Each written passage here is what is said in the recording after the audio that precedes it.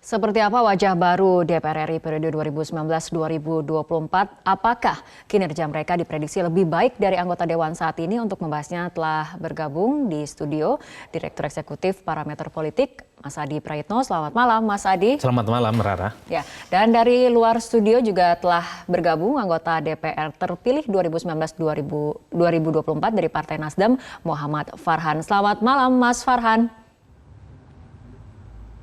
Selamat malam, Assalamualaikum warahmatullahi wabarakatuh. Waalaikumsalam. Kita ke Mas Adi terlebih dahulu. Mas Adi, KPU RI baru saja ataupun tadi sore baru saja menetapkan anggota DPR terpilih. Nah, dari pandangan Anda setelah melihat adanya anggota DPR yang terpilih, bagaimana komposisinya? Kalau melihat secara umum yang diumumkan oleh KPU masih banyak wajah-wajah lama. Persentasenya di angka 60-60% wajah lama dengan umur-umur yang juga agak sedikit senior. Tapi kita punya kabar baik karena hampir 45% ini banyak pendatang baru, wajah baru yang datang dari berbagai partai politik. Yang kedua, saya ingin mengucapkan selamatlah kepada anggota DPR yang terpilih ini, termasuk ke Kang Farhan, karena proses politik kali ini cukup luar biasa. Pileg dan pilpres yang secara bersamaan dalam banyak hal merugikan para caleg di bawah, apalagi di tengah fragmentasi isu politik yang berbasis isu sara. Saya kira ini satu capaian yang luar biasa, yang harus dikapitalisasi menjadi modal utama untuk mewujudkan semua ekspektasi rakyat terhadap kinerja DPR. Kan 3 kinerja DPR yang mesti dibenahi. Pertama misalnya soal pengesahan undang-undang yang jauh panggang dari api. Dari 168 hanya sekitar 62 yang disahkan, termasuk angka kehadiran di DPR.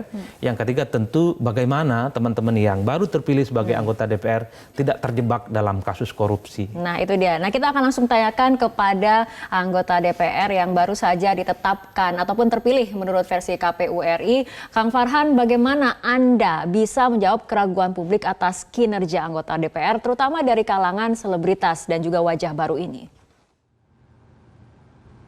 Saya kira memang kita perlu waktu untuk membuktikan ya, diawali dengan pemenuhan kewajiban untuk mengejar transparansi, yaitu LHKPN itu aja dulu. Gitu. Kemudian bukan berusaha lagi, malah sudah memprioritaskan hal-hal yang berkaitan dengan pekerjaan sebagai calon anggota DPR RI ini dibandingkan dengan pekerjaan-pekerjaan kita sebelumnya.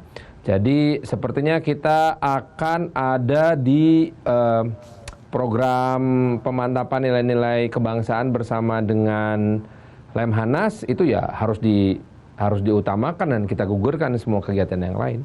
Demikian juga persiapan menuju 1 Oktober dan lain-lain. Kang Farhan, tapi dari fungsi DPR, 3 fungsi DPR mengenai legislasi, pengawasan dan juga anggaran, Anda akan memprioritaskan yang mana? Menurut saya yang paling penting legislasi dulu, karena itu adalah fungsi utama yang terekspresikan dari namanya ya, sebagai legislator gitu. Nah tentunya sebagai seorang anggota terpilih yang mungkin belum punya latar belakang yang cukup kuat sebagai pembuat undang-undang, maka mulai sudah sejak 2 tahun yang lalu sih, sudah belajar betul bagaimana sebetulnya struktur undang-undang tersebut, undang-undang apa saja yang bermasalah, undang-undang apa saja yang perlu direvisi dan lain-lain. Termasuk juga saya sangat menunggu nanti setelah saya pelantikan adalah bagaimana kita akan mengikuti proses revisi undang-undang MD3. Nah oke, mengenai fungsi DPR sendiri Mas Adi, sebetulnya harus ada yang diprioritaskan atau sesungguhnya 3 fungsi ini harus berjalan optimal berbarengan? Normatifly memang harusnya berimbang, tidak terlampau condong pada pengawasan, tidak terlampau condong pada anggaran, dan tidak terlampau condong pada soal legislasi. Dari evaluasi anggota Dewan yang sekarang menurut Anda? Kalau belakangan memang yang lebih mengemuka soal bagaimana mengawasi kinerja eksekutif, pemerintah dan presiden. Lebih pada pengawasan. Betul, sementara produk undang-undang dari 168 prolegnas itu hanya 62 yang kemudian disahkan.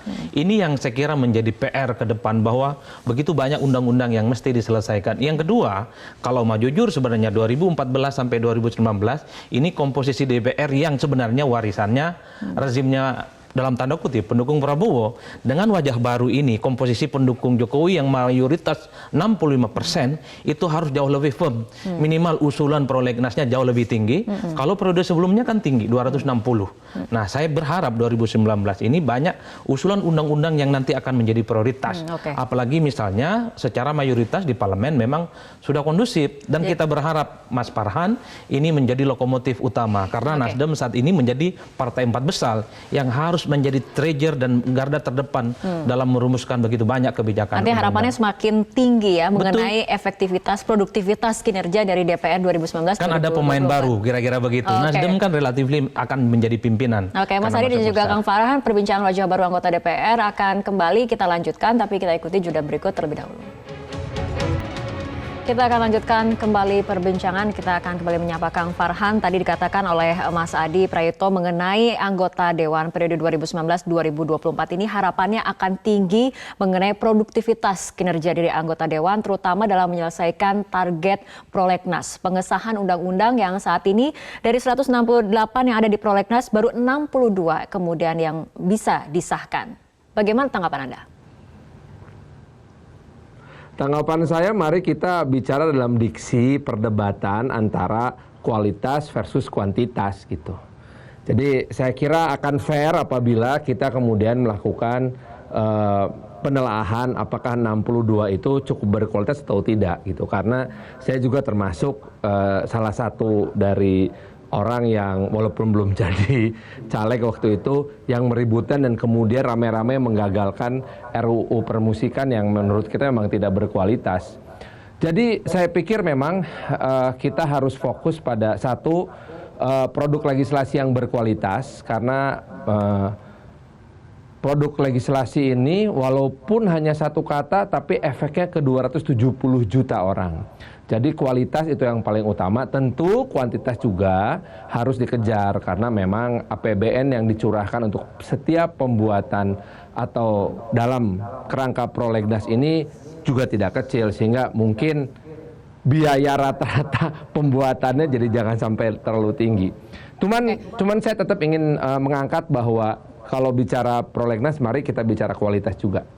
Baik, Kang Farhan berbicara juga mengenai produktivitas ini karena selama ini masyarakat selalu disuguhi atau kerap disuguhi oleh kursi kosong selama rapat di DPR. Misalnya terakhir dalam rapat paripurna kelima hanya dihadiri oleh sekitar 100 orang anggota dari 560 anggota DPR. Komitmen Anda untuk kemudian produktivitasnya tetap terjaga setiap rapat kemudian selalu dihadiri itu seperti apa? Insya Allah saya sebagai orang yang berlatar belakang bekerja di dunia olahraga dan di dunia industri hiburan, maka begitu saya terpilih, kan statusnya udah PEP ya, politically exposed person, maka saya mengundurkan diri dari semua pekerjaan tersebut. Bahkan di salah satu LSM tempat saya bekerja, saya sudah melepaskan jabatan saya sebagai sekjen. Jadi saya akan berkantor 100% di Senayan, di Gedung Nusantara 1 insya Allah kalau diizinkan, walaupun gedung itu memang harus direnovasi tapi ya sudahlah, di situ rumah rakyat, di situ kita bekerja 100% insya Allah. Baik, produktivitas anggota baru ataupun wajah baru DPR 2019-2024 menurut Anda akankah lebih baik? Jadi kalau ada seperti Kang Farhan ini menghiasi wajah DPR, produktivitas kinerja termasuk kualitas DPR ini akan jauh lebih baik. Kan Kang Farhan ini jadi artis bukan perkara gampang, tapi harus meniti sesuatu hal yang memang tidak gampang. Ini yang saya kira success story di artis ini kemudian bisa di-cloning di DPR. Kalau artis bisa, kenapa di DPR nggak bisa? Karena menjadi artis terkenal sekalipun ini butuh integritas, butuh komitmen, butuh daya juang yang ini tidak gampang. Itulah yang kemudian bahwa di DPR saat ini yang hampir mayoritas kondusif mendukung Pak Jokowi, mestinya harus menjadi sosial, modal politik yang bisa di-entertain sebagai bagian untuk mewujudkan semua kinerja-kinerja yang harus dianggap penting bagi rakyat. Jadi Kang Farhan sekaligus kualitas itu penting, bahwa kuantitas 168 prolegnas itu bukan main-main. Ketika RUU itu diusulkan, itu juga menyangkut hajat hidup orang banyak. Tentu kalau nggak penting dia tidak akan diusulkan menjadi program realitas yang banyak. Yang kedua yang paling penting sebenarnya menjadi politisi itu dua kakinya sebenarnya, satu itu di KPK, satu lagi dia di Senayan. Kalau nggak hati-hati, maka dua kakinya akan ada di KPK. Kalau dia selamat, maka dua kakinya ini akan tetap menjadi politisi yang memang itu banyak diharapkan oleh rakyat. Nah, ini harapan kita bersama. Mengenai godaan korupsi ini tidak hanya sekali, berkali-kali kita lihat wakil rakyat terjerat kasus korupsi. Nah, bagaimana komitmen Anda menghindari godaan korupsi? Ini buat saya ya, baik. Jadi untuk saya yang paling penting begini, kita mesti membangun yang namanya integritas itu secara struktural dalam partai. Mulai dari level terendah, katakanlah dari Dewan Pimpinan Cabang di kecamatan, menaik ke Dewan Pimpinan di daerah, kota dan kabupaten, sampai ke wilayah di provinsi, sampai ke pusat. Nah, secara struktural, budaya anti korupsi itu mesti dibangun di dalam partai sendiri, karena bagaimanapun juga anggota legislatif itu adalah petugas partai. Ketika struktur partai tidak memungkinkan kita untuk melakukan korupsi, maka dengan sendirinya kita pun terbantu untuk menghindari hal-hal yang koruptif. Dan tentunya yang paling utama adalah mikirnya gini aja deh, kita mesti sama-sama terbuka bahwa anggaran operasional dan juga yang namanya anggaran program, reses dan lain-lain yang ditanggungjawabkan oleh negara kepada setiap anggota dewan itu sama sekali tidak kecil. Dari situ saja kita sudah bisa berbuat banyak. Nah, untuk itu rasanya kalau sampai ada anggota dewan yang melakukan korupsi, itu sih karena 100% keserakahan. Kedua, karena memelihara konstituen nggak pakai hati, tapi pakai dompet, ya mahal lah. Tapi Kang Farhan sudah menyerahkan LHKPN? Alhamdulillah sudah.